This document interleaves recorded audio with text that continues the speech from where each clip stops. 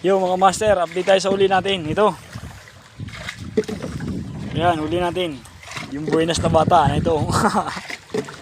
Ang laki oh. Ito sa pari ito. Sa akin yan. Yan. Puro kanuping. Okay, gasilid naman. Silid naman daw yung bata. Ayan oh. Ito nakahuli dyan master oh. Yung kulay dilaw, tapos yung kulay pink, at saka yung kulay orange. Yung kulay orange, isa lang nahuli kasi napatid na agad siya. Hindi natin iangat yung ano, yung may sibo oh. Yun oh, ayos. Isa lang ang maliit, dinala natin yung maliit kasi tinamaan sa dalawang mata kaya yun yung maliit na yun. Matay din lang yun eh. Ayos oh. Umuno pre. Ayun oh, laki oh.